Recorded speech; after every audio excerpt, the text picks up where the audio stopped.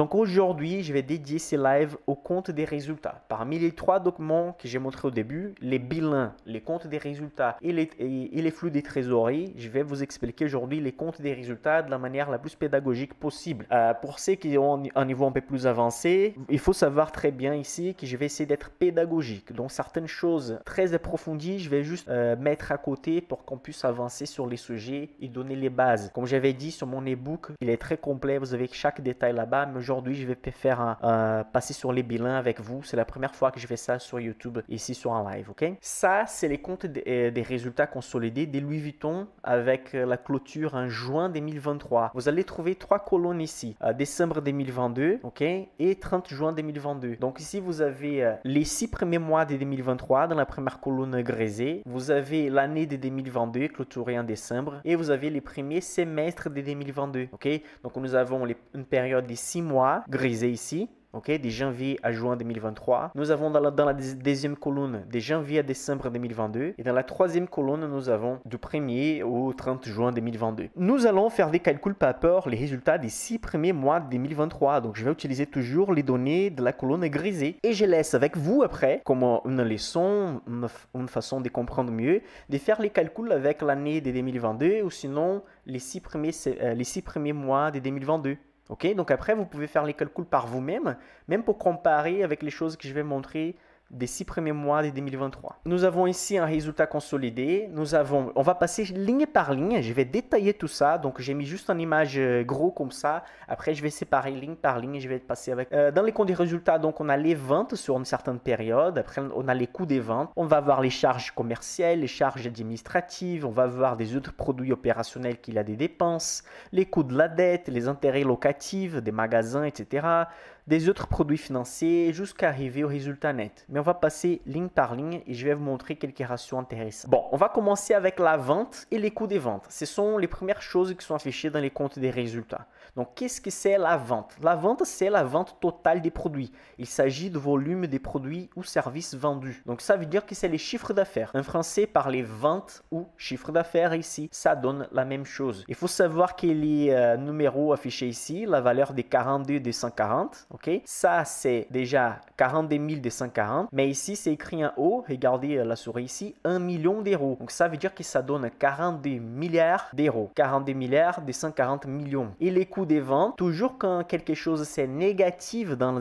les comptes des résultats, ça reste dans les parenthèses. C'est pour ça qu'il y a une parenthèse ici avec 12 milliards 923 millions. C'est quoi les coûts des ventes? C'est les coûts d'achat de la matière première et de la main-d'œuvre principalement. Donc, imaginons, l'activité de Louis Vuitton, c'est quoi? Qu'est-ce que Louis Vuitton il fait? Parmi les activités de Louis Vuitton, il y a quoi? Qu'est-ce qu'elle fait à la vente? Est-ce que vous avez des produits de Louis Vuitton chez vous? Je vais savoir, hein? Écrivez dans les commentaires. Qu'est-ce que Louis Vuitton il fait comme activité? Les ventes ici sont liées à quoi? Donc, parmi les activités des ventes de Louis Vuitton, on a les champagnes, on a les vêtements, on a quoi d'autre? Il y a au moins 5 activités principales de Louis Vuitton. Tout ce qui est lié au fashion, donc les vêtements, la mode, les sacs à main, maroquinerie, les bijoux de luxe, les textiles, les objets de luxe. Donc, on va additionner la vente de chaque produit de Louis Vuitton, chaque produit vendu dans le monde entier. Si les produits étaient vendus dans une devise qui n'est pas l'euro, on va les convertir en euros parce que le siège social de Louis Vuitton, c'est en France. Tout est converti en euros, donc on a le total des ventes. C'est le chiffre d'affaires. Après, on va déduire les coûts des ventes. Donc, ça veut dire les coûts d'achat de la matière première et la main-d'œuvre. Qu'est-ce que Louis Vuitton elle a comme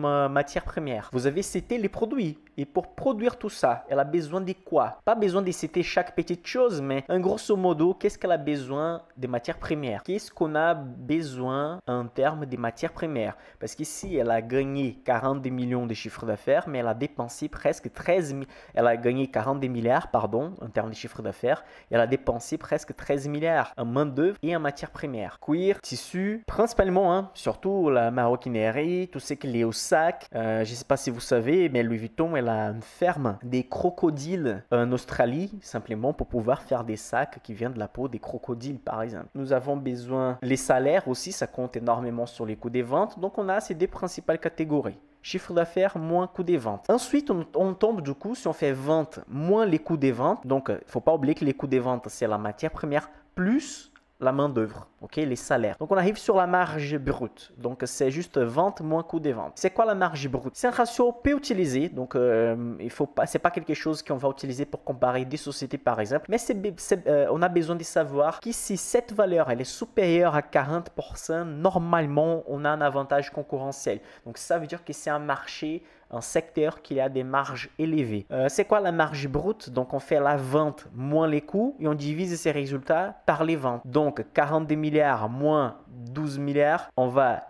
faire ces calculs-là et on va diviser par les totalités des ventes, que c'est 42 milliards. Donc ça va donner environ 69%. Donc c'est un ratio des marges brutes assez élevé. Mais ce n'est pas ça qu'on est trop intéressé. On est intéressé plutôt sur la marge d'exploitation et la marge nette. Donc on va avancer pour voir ce que ça va donner. Donc après la marge brute, on va tomber sur les charges commerciales et administratives. Okay? Donc on va commencer avec les charges commerciales. Ce sont les frais des ventes, la dépréciation des produits, les dépenses non opérationnelles et non récurrentes. Donc on va diviser ici. Ce sont les frais des ventes.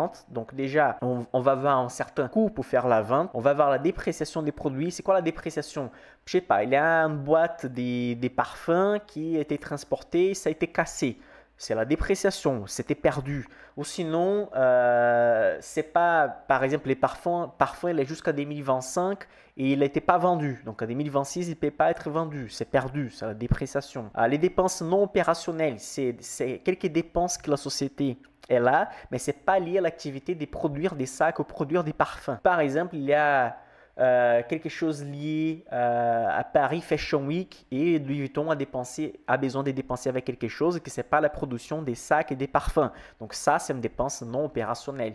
Okay? Et non récurrente, ça veut dire que c'est des choses qui ne sont pas faites tous les mois ou chaque année. Ce sont des choses qui sont certaines dépenses qui sont vraiment non récurrentes. Donc les charges commerciales, c'est ça. Et ici, vous allez trouver que les charges commerciales, c'était des 14 milliards, presque 15 milliards dans cette partie ici. On peut comprendre dans les charges commerciales aussi les marketing. C'est pour ça qu'ils sont des frais des ventes. Parce que si on fait du marketing, c'est parce qu'on veut montrer notre produit et on veut que ça soit vendu. Donc ici, dans les charges commerciales, vous avez ici, on avait 42 milliards. Ensuite, on a enlevé presque 13 milliards avec les coûts des ventes, qui c'est les salaires et matières premières. On tombe sur la marge brute. Donc, ça reste 29 milliards.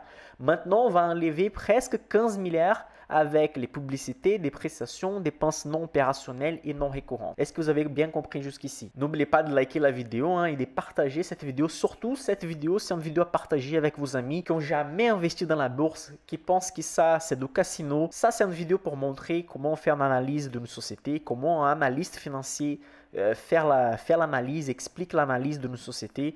Ça, c'est vraiment un sujet que ça serait super bien d'être partagé même dans les écoles pour les élèves. Un peu de mathématiques, un peu d'interprétation, comment ça fonctionne la vie réelle d'une des principales sociétés cotées dans la bourse. Okay? Une des principales sociétés du monde. Donc, on a les charges commerciales et on a les charges administratives. C'est quoi les charges administratives? C'est les salaires de la gestion. Donc, ici, il y a une séparation importante. Dans les coûts des ventes, c'était la deuxième ligne, on avait les salaires des gens qui travaillent dans la partie opérationnelle, en train de faire les sacs, faire les parfums, etc.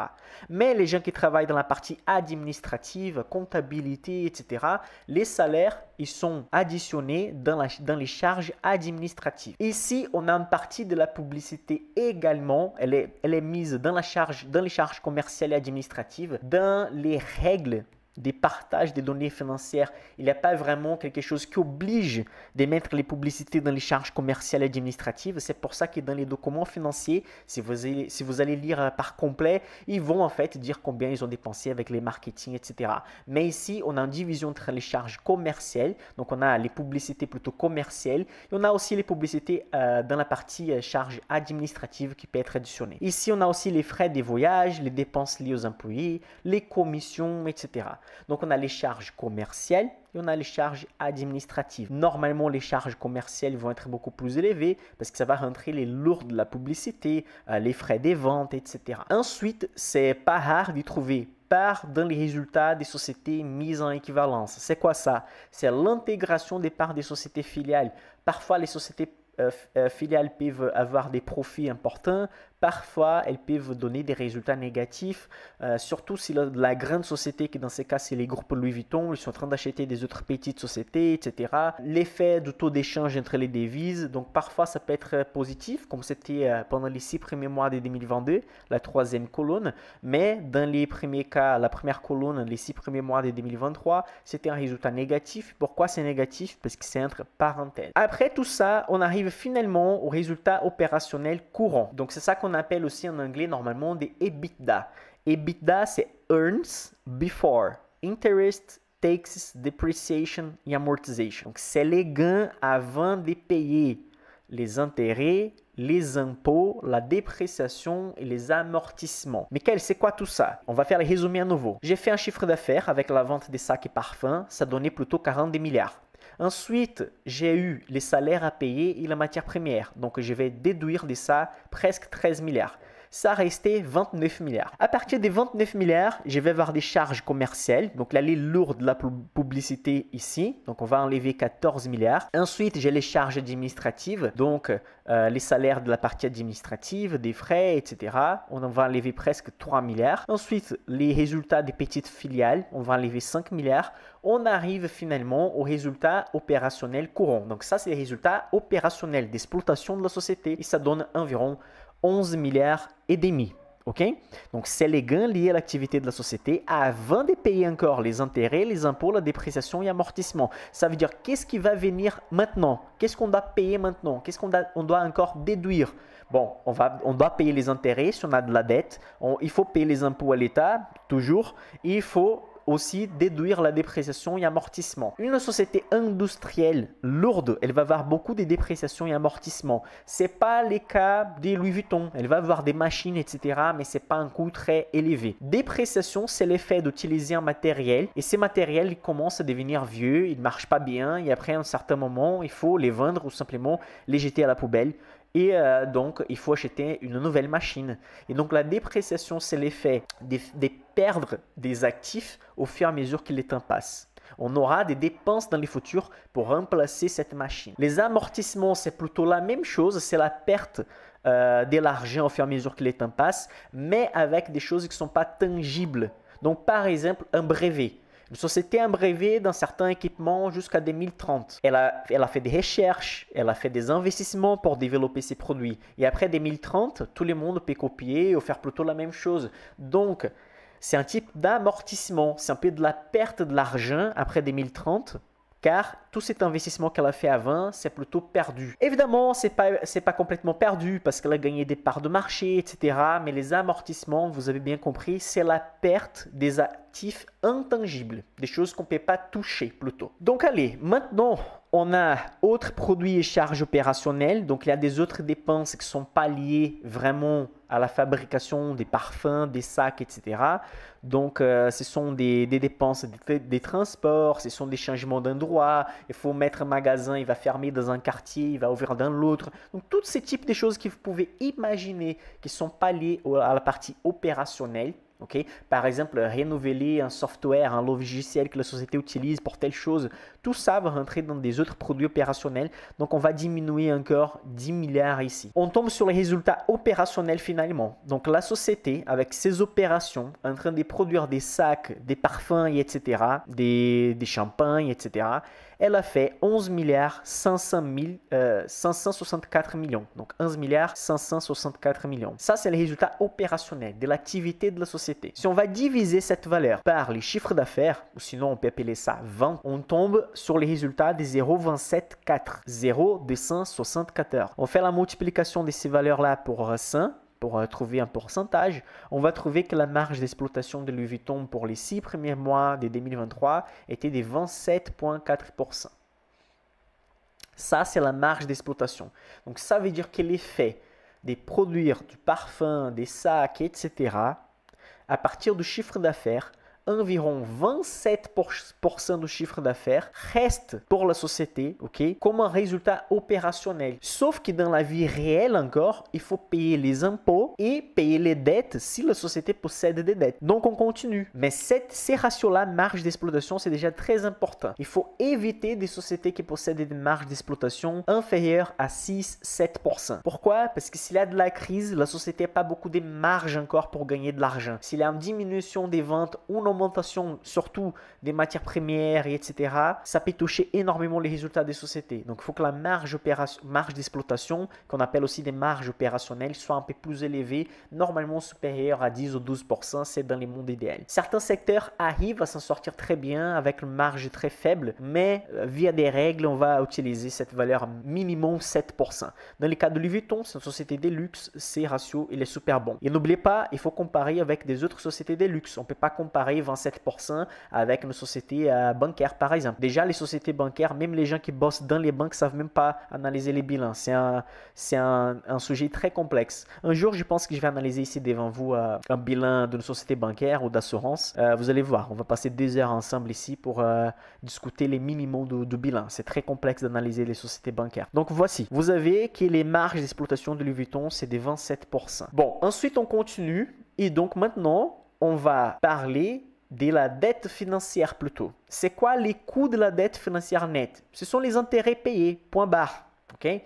Donc les dettes ont toujours des intérêts à payer. Mais après, vous pouvez dire, mais Michael, Louis Vuitton, ça semble qu'elle a une trésorerie énorme. Pourquoi les sociétés font de la dette? Parce que parfois, et dans beaucoup de cas, c'est beaucoup plus intéressant d'avoir une dette avec un intérêt à payer de 2, 3 ou 4% et utiliser la trésorerie sur des autres choses qui vont rapporter une rentabilité encore plus élevée. Donc imaginez-vous, vous avez 100 000 euros à côté pour faire des investissements sur votre boulangerie, que vous êtes l'investisseur, vous venez d'acheter. Si vous pouvez avec 100 000 euros investir sur des choses dans la boulangerie qui vont rapporter encore plus des résultats, comme un nouveau four, etc., vous pouvez utiliser cet argent pour ça et à côté, vous pouvez aller à la banque et faire un emprunt de 30 000 euros avec un intérêt de 2 ou 3%. Maintenant, les intérêts sont plus élevés, mais imaginez que Louis Vuitton, comme une énorme société, a beaucoup plus de facilité pour arriver à la banque et demander des intérêts moins élevés. Ensuite, on a les intérêts sur les dettes locatives, parce que Louis Vuitton a beaucoup de magasins, donc les intérêts des dettes locatives, ça c'est quelque chose d'important. Certains loyers sont attachés à l'inflation, donc ça touche aussi.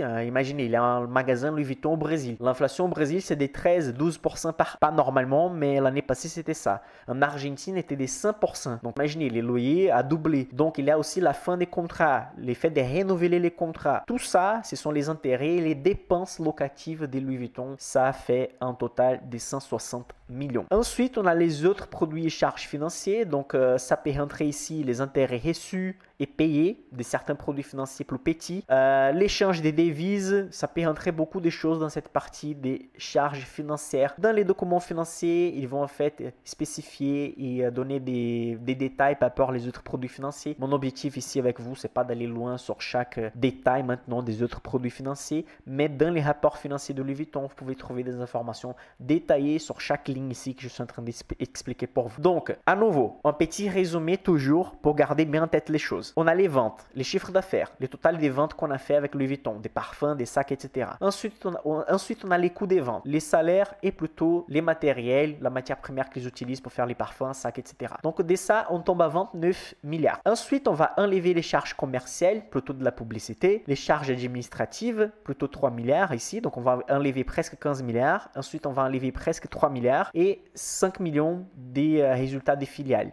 On va tomber sur un résultat opérationnel courant de 11 milliards 574 millions. Ensuite, on va enlever 10 millions des charges des produits opérationnels de la société. On tombe sur 11 milliards 564. Maintenant, on va enlever tout ce qui est lié à des choses financières et bancaires. Donc, les coûts de la dette financière, les dettes locatives, mais la société a eu des produits financiers qui ont remporté 798 millions. Vous pouvez remarquer que sur des autres années, c'était négatif cette partie-là. Mais ici, elle avait des contrats financiers, peut-être des protections des devises, des choses que la société avait liées au système bancaire qui ont remporté 798 millions. Donc, à partir des 11 milliards 564, on va diminuer enlever 171, on va diminuer 160 et on va additionner 798. On va finalement tomber sur ce qu'on appelle des résultats financiers. Donc, il ne faut pas mélanger les choses ici. Attention, hein. Si on fait 171, ok, moins 171, moins 160, plus 798, on tombe que les résultats financiers, qui est de la partie financière de Louis Vuitton, c'est 467. Ok, donc les résultats financiers, c'est les soldes positifs ou négatifs de la partie financière de la société. Ce n'est pas lié aux activités opérationnelles. Et donc, on va ensuite enlever les impôts du résultat opérationnel aussi. Donc, on a les impôts sur les bénéfices. Ici, c'est affiché 3 129 millions d'impôts que Louis Vuitton a payé sur les 6 premiers mois. Donc, cette partie ici, comment on fait les calculs? On avait 11 milliards 554, ici j'ai mis 654, je vais corriger ça, voilà. Nous avons 11 milliards 564, on va additionner 467, que c'est les résultats financiers. Ensuite, on va enlever cette partie d'imposition, qui c'est 3 milliards 129, et on va arriver à 12 milliards 121, qui c'est la partie de résultats opérationnels plus les résultats financiers. Et on va enlever l'imposition, ça donne 8 milliards 902 millions, c'est les résultats nets avant la partie des minoritaires. Donc, à partir d'un chiffre d'affaires de 42 milliards, on a à la fin un résultat net de 8 milliards et 900 millions. Ah, Michael, mais combien ça vaut l'imposition en pourcentage? Juste pour les curieux ici, j'ai divisé 3 milliards 129 millions, qui c'est le total d'impôts payés, par 12 milliards 121 millions. D'où vient 12 milliards 121 millions, Michael? C'est les résultats opérationnels plus les résultats financiers. Donc, tout ce que la société a gagné avec ses opérations, en train de faire des parfums, des sacs, etc., plus la partie financière qui peut être négative ou positive. Positive, dans ces cas, elle était positive, 467 millions. Donc, j'ai additionné 11 milliards 564 plus 467. J'ai trouvé donc les 12 milliards 121 millions. Donc, les totals d'impôts divisé par les résultats opérationnels plus financiers de la société. Donc, ça donne 0,25,8, donc 25,8%. Donc, ça veut dire que la société a payé ici 25,8% d'imposition, ok, par rapport aux résultats opérationnels et financiers. C'est quoi la part des minoritaires que vous allez voir ici, qu'il y a 421 millions qui part en cacahuète, ici sur avant la dernière ligne. C'est la partie payée aux actionnaires, ce sont les bonus au PDG, c'est la partie retirée par la famille, ce sont les dividendes, ce sont les options d'actions pour les directeurs de la société. Donc tout ce qui est retiré dans la société pour cette partie minoritaire. Donc à la fin, ça reste le résultat net du groupe de la société vraiment. Ce qui reste, c'est 8,481 millions, ça a été généré sur les 6 premiers mois de 2023. Et bon, ici on arrive sur les derniers calculs des ratios que je vais vous montrer aujourd'hui, que c'est la marge nette. Ça, c'est un ratio hyper important. C'est les résultats nets, donc la dernière ligne qu'on a ici, divisé par les ventes, les chiffres d'affaires. Donc, les résultats nets, ce qui reste dans la poche de la société, c'est 8 milliards 481 millions. Donc, on divise cette valeur par les chiffres d'affaires des 42 milliards. On arrive à 0,20, ce qui donne 20% des marges nettes. Donc, ça veut dire qu'à partir du chiffre d'affaires, on aura toujours, dans ces cas ici, évidemment, une moyenne des 20% du chiffre d'affaires reste net dans la poche de Louis Vuitton. Donc, à partir du chiffre d'affaires des 42 milliards, après avoir payé les employés, la matière première, les charges commerciales, administratives, faire les calculs des résultats financiers également, après avoir payé les impôts, on arrive finalement à un résultat net de 8 milliards. Et 8 milliards vaut plus ou moins 20% du total du chiffre d'affaires. On ne veut jamais investir sur des sociétés qui possèdent des marges nettes inférieures à 4 ou 5%. Dans les mondes idéaux, on veut des marges nettes supérieures à 7, 8, 9 ou même 10%. Pourquoi? La marge nette, c'est la dernière chose, c'est ce qui reste dans la poche de la société. Donc, s'il y a une augmentation des charges commerciales et administratives, ça va diminuer la marge. Mais si la marge tombe de 20% à 16%, ça va, ça reste énormément d'argent encore dans la poche de la société. Mais si la société a 4% des marges et les charges commerciales et les charges administratives vont augmenter, la société va commencer à avoir des marges négatives. Donc, ça veut dire que la société va commencer à avoir des pertes. Je fais jamais des investissements sur des sociétés en perte. Parfois, je reçois des questions sur Instagram. Michael, qu'est-ce que tu penses de telle société? Parfois, je ne sais pas les ratios de la société par cœur. Et je vais regarder. Et je regarde la première chose, la marge nette. Je vois que les résultats sont négatifs. Je ne continue pas mon analyse. On a 9000 sociétés dans les marchés. Pourquoi je vais perdre du temps pour analyser une société qui ne génère même pas de l'argent? Ah, Michael, mais peut-être tu peux perdre des opportunités. Des sociétés qui aujourd'hui sont négatives et demain, ça va exploser. Ça fait partie de la vie. Mais il y a une minorité des sociétés qui sont négatives qui vont exploser demain, comparé à des sociétés qui génèrent déjà de l'argent et vont continuer à générer de l'argent pendant des décennies. Donc la marge nette, c'est un ratio très important. J'explique ça encore plus en détail dans mon ebook qui vous allez trouver des liens dans la description de la vidéo ou dans les chats où j'ai montré au début de la vidéo. Bon, ici vous avez donc, j'ai montré pour tout le monde les comptes des résultats consolidés avec les 6 premiers mois de 2023. Vous avez ici les données de 2022 par complet dans la deuxième colonne et dans la troisième colonne les 6 premiers mois de 2022. Après, vous pouvez vous amuser pour calculer la marge d'exploitation et la marge nette des autres périodes. Ok? Donc, toujours l'analyse de compte de résultats, des comptes des résultats, c'est du haut vers le bas. Parce qu'on commence avec les totals des chiffres d'affaires et on commence à déduire les coûts des ventes, les charges commerciales, les charges administratives, les impôts, etc., etc., jusqu'à arriver les résultats nets du groupe. Voilà, aujourd'hui c'était en live pour vous montrer un peu plus en détail de ça, pour vous inciter aussi à apprendre un peu plus d'analyse fondamentale d'action. Dans mon ebook, j'explique en détail. Dans un autre live, je vais venir ici avec les bilans comptables. Dans un autre live, avec les flux de trésorerie, pourquoi pas, pour vous montrer les détails des sociétés et comment les interpréter. N'oubliez pas de poser vos questions dans les commentaires de cette vidéo si vous avez des questions. N'oubliez pas de faire votre inscription aussi pour l'événement qui va être fait la fin septembre. Vous avez les liens de l'ebook disponible pour apprendre à calculer et interpréter les ratios fondamentaux aussi dans la description de la vidéo. Bref, faites un petit tour sur la description de la vidéo et au début du chat où vous avez des autres liens car vous allez trouver des liens très intéressants. Et n'oubliez pas de liker et partager cette vidéo avec vos amis, avec votre famille. Ça va aider énormément la chaîne sur les longs termes. On s'y voit très prochainement sur une nouvelle vidéo.